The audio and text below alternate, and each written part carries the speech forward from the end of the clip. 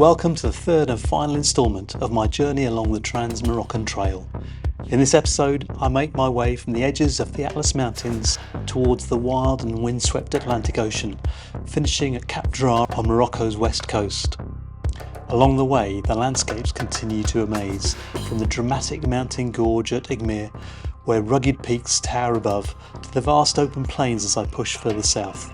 But as every great adventure must have its challenges, I make a foolish mistake and find myself quite literally stuck in the mud. A lesson in overconfidence and perhaps a cautionary tale for fellow travellers. For those interested in tackling this route themselves, stay tuned until the end, where I'll be sharing some practical advice for anyone considering the Trans Morocco Trail, along with some hard numbers covering fuel consumption, overall trip costs, and key takeaways from this incredible journey. Now, let's hit the trail one last time. It's day 10 of the Trans Morocco Trail. Slept pretty well last night. Got here fairly late, just before the light went. Really windy last night, but I mean this morning it's as still as anything. Looks like it's going to be a beautiful day. So hopefully a fairly easy day after yesterday, which was quite full on rocks, sand, hills. It was a really good day yesterday, so looking for something maybe a little bit more relaxing today. I'll take you along and you can enjoy the trails with me. Alright, I'm on the road now, so it's been a glorious morning so far. It's about 10 o'clock. I guess I've been on the road for about an hour or so. Came up through a pretty significant mountain pass, which was gorgeous just through sunrise, and then opened into this massive great big plain where I kind of stopped and got my breakfast and just sorted a few things out. Now heading up to the hills again on a track, so we'll see where we get to. So I'm going up this trail and I've got to be honest, it's looking pretty sketchy. I've only just started going up this ascent and there's a lot of water damage, and I just have to put it into that range. A lot of water damage, very, very rutted. Going to be quite difficult, I think, and I'm slightly fearful that at some point I'm going to have to turn around and come back.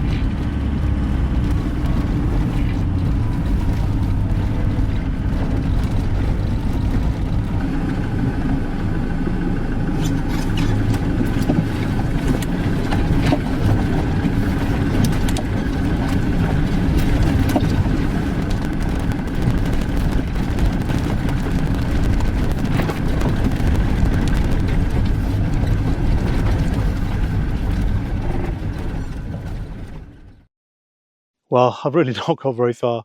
I marched myself to the top of the hill and backed it back down again. The conditions were pretty bad. It looks like virtually nothing has been up this trail since the last heavy rains. Lots of it fairly washed out, and no, quite frankly, I don't need to take the risk of getting stuck or causing a problem for myself. So I thought, discretion, better part of valor. Head back down the hill, find a route around this section. Or some of this section, and get making some progress to the coast.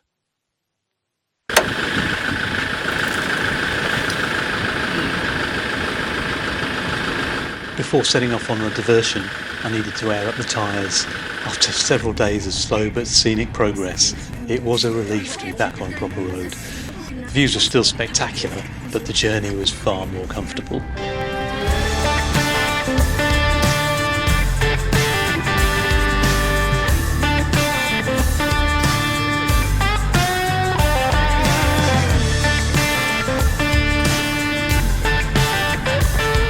This is probably my most dramatic park up ever. It's stunning. You can see some mountains behind me there. The sun's just setting. As I turn around, you can see Bilbo just there. But look at these mountains, just surrounded by mountains.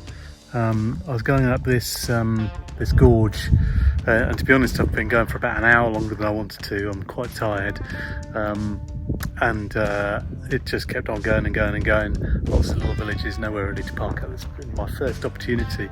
A probably good thing, because you can see just there a line going up. That's where the road is, and from what I can see, it just skirts around the mountain bit precarious from what I can see, so it could be quite interesting tomorrow, but I'd rather do that one and fresh, and I've had a good night's sleep, so I think that's the start of my day tomorrow, so it should be fun.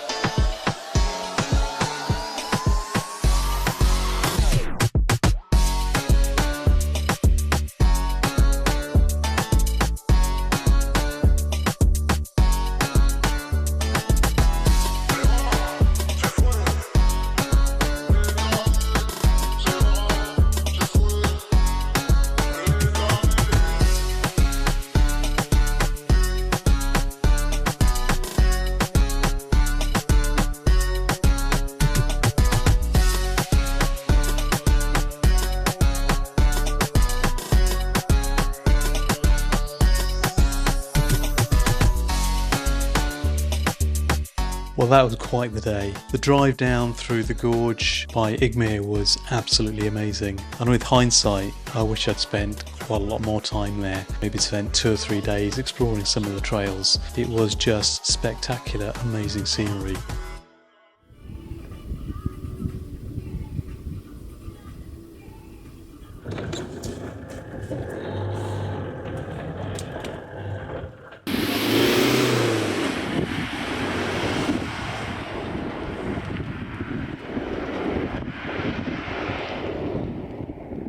As I drove through the town of Assa, I can't help but see once again the damage and abandoned buildings scattered throughout. I've seen this across the whole of this region.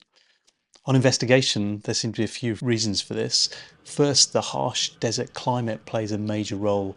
The arid environment with the extreme temperatures and occasional sandstorms takes significant toll on structures over time. There's also been a lot of economic migration, which has had a profound impact. Many of the rural areas of Morocco have experienced depopulation as residents move to cities or even overseas. And finally, economic changes in these remote areas mean that there are limited resources for maintaining or repairing buildings. But it is really striking to see so much damage. Welcome to what I think is going to be the last day on the Trans Morocco Trail. It's a beautiful day. It was a lovely night actually. Very clear skies as per usual. That's what I've got used to. Quite warm. I've come a bit further south now, and the altitude's lower, so definitely warmer. Feeling it both during the day and in the evening. Lovely day today. Not a cloud in the sky. Lovely sunrise, and looking forward to what I think will be the last day of the trail. About 120 miles to go, mainly on the road. The main bit of trail further down has an area that's been washed out, so I'm going to have to divert around that. And looking forward to seeing the ocean at the end of it.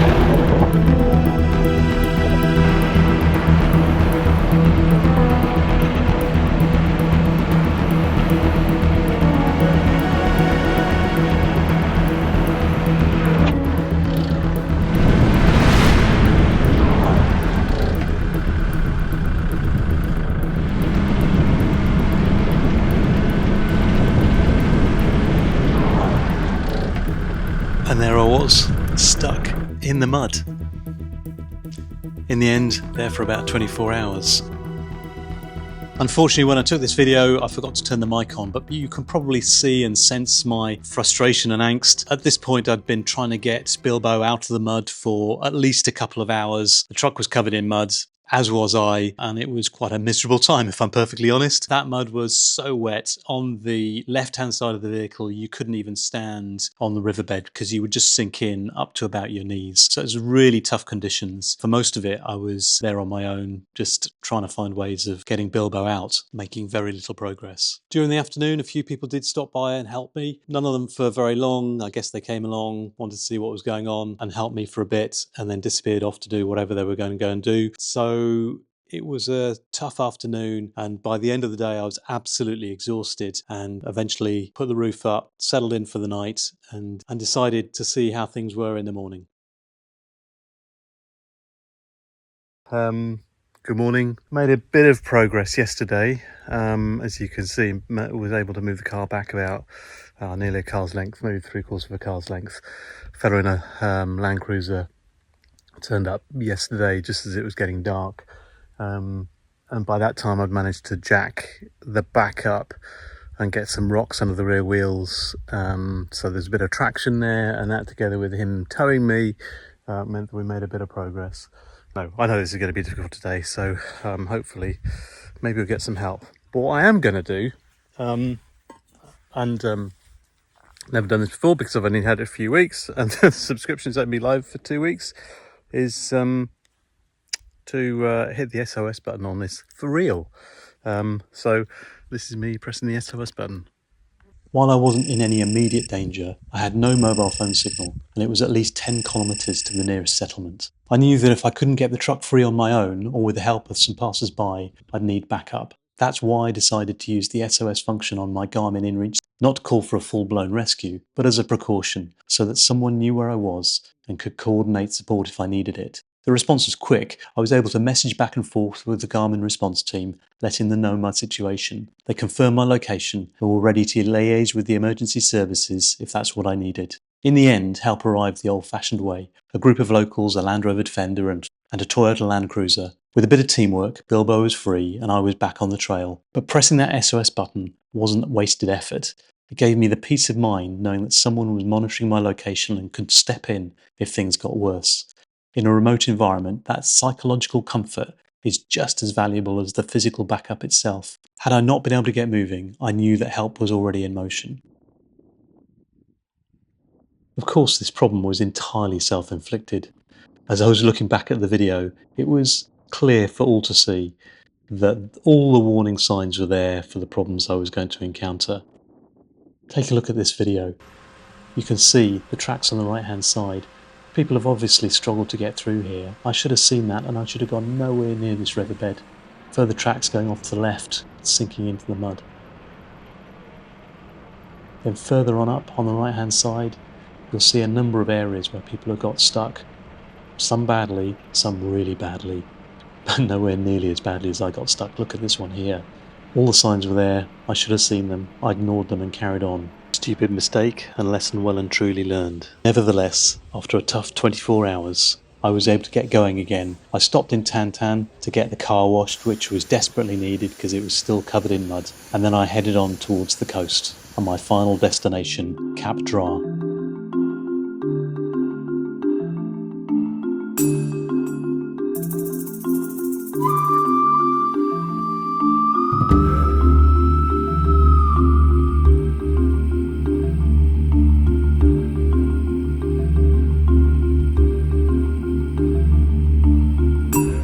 Well, I finally made it to the end of the Trans Morocco Trail.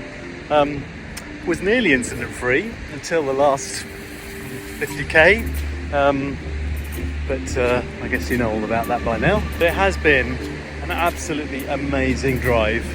Morocco has given and given and given and given in terms of the scenery and spectacular geography, so I've enjoyed every minute apart from the last 24 hours, which have been a bit stressful, and I'm sure one day I'll look back on and laugh about it. Anyway, I'm going to go and dip my feet into the ocean, and hopefully well, the salt water might do my hands and feet some good, and maybe catch up with you later.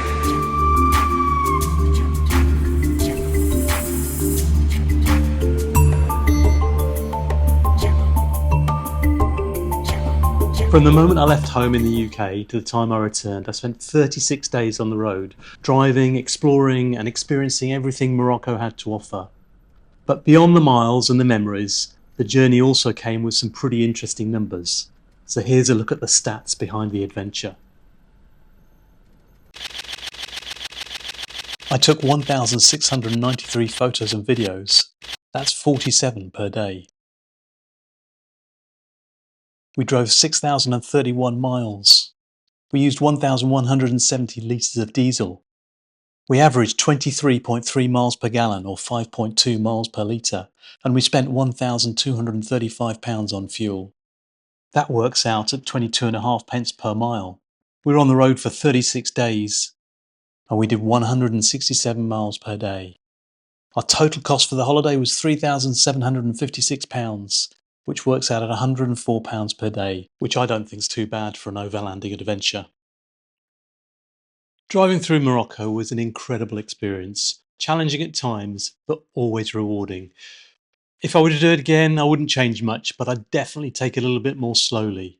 It was easy to get caught up in reaching the destination or completing a section by the end of the day, and I'm sure that in doing so I missed out on exploring more trails and discovering unexpected gems along the way. One part of the trip I didn't cover in the video was Pizzas on the Piste, a brilliant event organised by Mark White of Amazing Overland. It's a completely random meetup of overlanders deep in the Moroccan desert, where you order your pizza in advance and the location is only given to you 24 hours before the event. It's a great way to catch up with like-minded travellers and add a little extra adventure to the journey. I'll drop a link in the notes if you want to find out more.